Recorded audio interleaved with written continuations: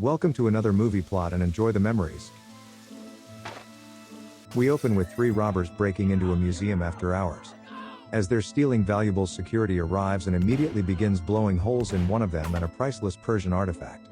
It exposes a red opal hidden inside that Morgana pockets and tries to run away with because that's just what thieves do. She gets shot by a security guard who her boyfriend Eric shoots in return, but luckily Morgana was saved by the bullet striking the opal. It burns her hand and splits in two when Eric suddenly gets shot by another guard, so Morgana kills this husband and father in cold blood. She says that she'll never leave Eric, but he tells her to escape before the police arrive, so she immediately changes her mind and runs away. Soon a tendril fires out of the opal and into the wall before forming into the splattered head of a magical genie who was trapped inside. The Djinn crawls his disgusting little frame out of the wall and offers Eric eternal life, but in a moment of pain he jokingly wishes to never be born. Genie obliges and rapidly reverses Eric's age until he's nothing more than a milkman's lust on the sleeve of his jacket. The Wishmaster then fully forms and repairs the opal when the ballsiest officer on the force enters and tells a demon to freeze. Done. It obliges and transforms him into a human popsicle who Detective Hostika assumes is just another casualty of a faulty air conditioning unit. By now the Djinn has taken on a human appearance of a man named Nathaniel and peacefully surrenders to the police. At the station he claims to have killed the security and robbed the museum all by himself despite having no guns or any of the missing valuables. Evil. Haas doesn't believe him because the real thief is home trying to figure out what she's going to do when a report comes on TV about the robbery. She learns that she killed a father of 2, but also that Eric's body was never found among the dead, only his crusty clothes. That night she goes to sleep riddled with guilt and dreams of Genie, but not the pretty blonde type, just ugly and bald. Nathaniel is in a holding cell granting wishes to prisoners who claim they're going to make him their Barbara Eden if he's lying. Done. Homeless Harry wishes that he could walk straight out of jail, so Genie crushes him through the bars because there's always a catch with this guy. He's left looking like leftover lasagna while Morgana dreams the whole thing and hears a voice commanding her to fulfill the prophecy. Morgana. She then wakes up when the Djinn grabs her arm but must think that it was just the wind, so doesn't even bother checking under the bed. The next day Morgana goes to church and visits her ex-boyfriend Gregory, who traded in the coochie for the cloth. Her first dumb question is to ask the Catholic priest if he believes in the devil, but he just says that her dead boyfriend was a loser.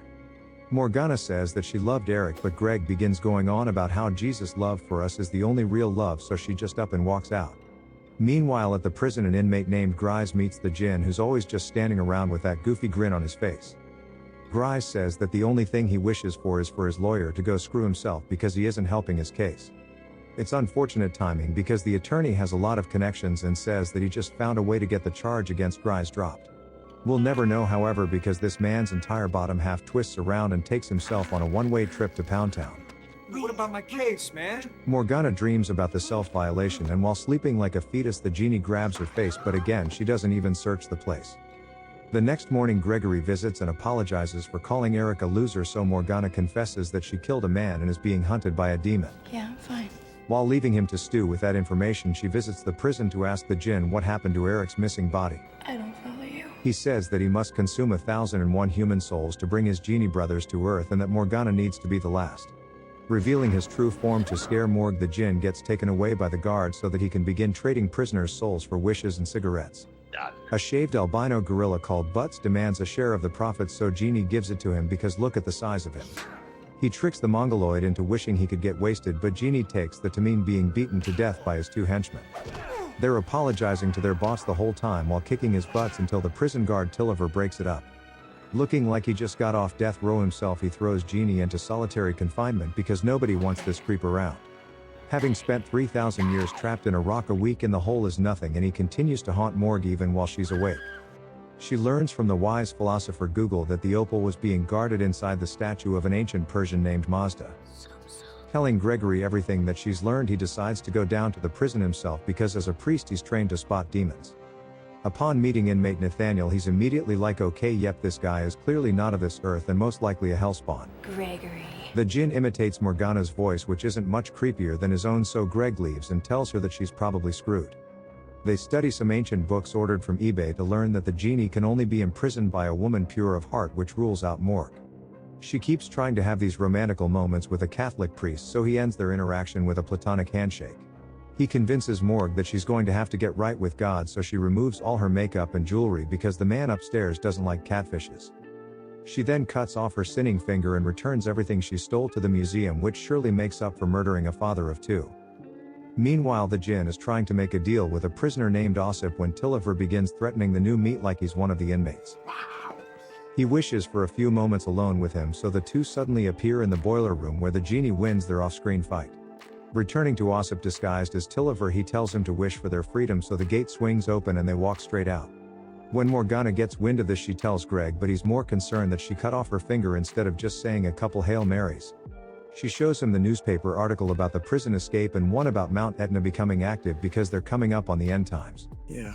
For some reason, the priest knows where he can find Osip because he used to kick it with the Russian gangster at a nearby nightclub.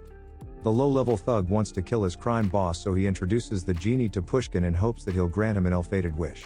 The man has everything he could ever possibly want but uses the vague terminology that he wishes for the head of his enemy. Really? Genie takes this and literally transforms his head into that of Moustafa, so all of his henchmen are confused about whether they should shoot him or not.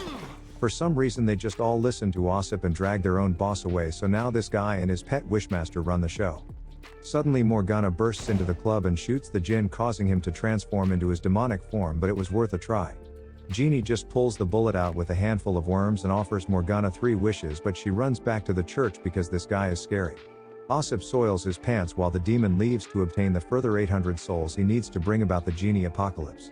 The gangster is so terrified that he calls Morgana to confess that he screwed up and invites her around with Greg to help save the world. His plan is to kill the person that the demon needs to complete the prophecy, so Osip shoots Morgana, which is honestly a good idea. Unfortunately, Genie put the plot armor curse on her until he's claimed the rest of the souls, which is why he's gone to Viva Las Vegas. A casino manager named Farralon gives him a tour of the tables but doesn't think it's strange that he keeps pulling this face. The Djinn grants everybody's wish so that they all win, and the floor descends into chaos because who the hell put 10 aces in the deck? Genie then goes upstairs and claims all of the souls he was promised through wishes by absorbing them into the stone. 1001 people drop like flies around the country, giving the Djinn enough power to bring his family to Earth. He then calls Morgana to tell her his location, but before she leaves, Little Miss Pure puts her corruption all over Greg's face. Presumably he takes her to heaven before traveling to Vegas, where Morgana begins having visions of gamblers losing what little souls they already had. Crowds of losers flee the casino and should feel lucky that their wishes didn't come true, while Morg and Greg confront the Genie in his new office. Morgana orders the Djinn back into the opal while Gregory whips it out, but she isn't pure of heart like the containment spell requires. She tries to wish it, but that doesn't work, so Greg pulls out the backup crucifix and the Djinn recoils like a vampire, but he's only playing around. When the priest wishes him back to hell, the demon obliges but also brings Morgana with him into his opal prison. Greg is also here, only he appears crucified and dressed like Jesus, so Morg uses one of her 3 wishes for him to be released. The Genie takes this to mean from life, so we leave the dead priest here and return to the casino where Farralon is dealing with all the chaos. He wishes for all of this to end, so the Djinn turns the casino floor into a slaughterhouse where everyone is locked inside and playing cards become deadly. Roulette wheels grow blades and chase after patrons while the manager is set upon by a swarm of insects and lets out this scream. Farralon is eaten alive while a woman gives birth to a large jackpot, but she doesn't seem all that bothered by it. The Djinn pressures Morgana to make her second wish, so she wishes for the security guard that she killed to be brought back to life. This purifies her heart, meaning that Morgana can now take the opal and trap the Genie inside by calling him a nib. Nib, sugar off, by heat. Chanting an incantation from Google, it causes all of the trapped souls to be released and the wishes granted to be reversed. Even Greg comes back to life and the Djinn's own soul gets slowly dragged out of him and into the fire opal while making this horrific sound. Genie gets sealed away inside his bottle once again while Morgana embraces Greg, who's got one hell of a story to tell on Sunday. And the movie ends.